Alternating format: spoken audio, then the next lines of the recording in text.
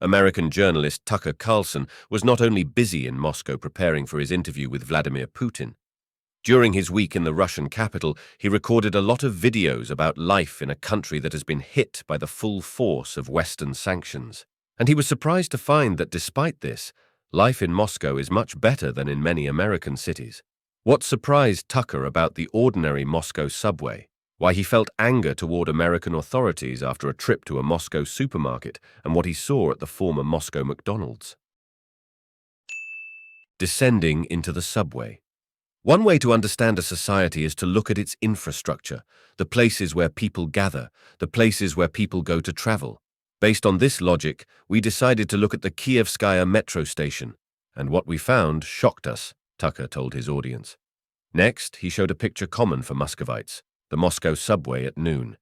Periodically switching to small details of the station decoration, mosaics and marble bas-reliefs, Tucker filmed people going about their business, trains running back and forth, and the environment. The ordinary Russian person can't understand what is so appealing here until Tucker himself explains. There is no graffiti here, no dirt, no bad odors, no bums, drug addicts, rapists. Here is perfect cleanliness and order, the journalist declares, showing unflattering footage already from the New York subway. How can Russia, which was said to be a gas station with nuclear weapons, have such a subway station, which normal people use every day to get to work and home? Tucker asked his viewers rhetorically. Off to the grocery store he went. Next, Carlson decided to see what he could buy in an ordinary Moscow supermarket. He recalled that during the Soviet years it was common for the USSR to have food shortages, and the few goods that were present on the shelves were not of very good quality. What is happening in Russia now, after 2 years of Western sanctions? And here he is, already walking through the store with a grocery cart. The first thing that surprises him is the automatic locks on the cart, which unlock it if you insert a 10-ruble coin. When you return the cart, the coin is returned to you, so it's free, he explains to the audience. But there's an incentive to return the cart rather than taking it to your homeless camp like we do. At the store, Tucker stops by the bread counter. The low-carbohydrate lifestyle has not embraced Russia, the journalist joked while showing a variety of bread. Carlson's attention was drawn to wine from Crimea. Not only is there a Russian naval base there, but also excellent vineyards, he notes, cereal, fruit, vegetables, and flour. He paid particular attention to Western-branded goods, to the fact that they haven't disappeared anywhere despite 2 years of sanctions. Eventually, he scored a full cart of groceries and came to the cash register. We figured out how much it might cost in the US and decided it would be around $400, he explained to American viewers. So here in Russia, it costs $104.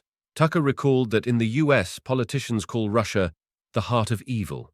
And so you come to the heart of evil, which has been under sanctions for 2 years, go to a grocery store and buy all the same products and absolutely the same quality, but at a price 4 times lower than in your home country. A trip to McDonald's. Lastly, Tucker decided to see how the Russian McDonald's was doing. No, not because he loves fast food. On the contrary, during the whole video he told how unhealthy it all is. But, he said, he just couldn't help but visit the famous American fast food chain because once upon a time, the opening of the first McDonald's in Moscow was an important symbolic moment for the West. It became a symbol of our victory in the Cold War, a symbol of communism being defeated and recognizing our way of life as the best, Carlson explained. For him, it was also a personal story.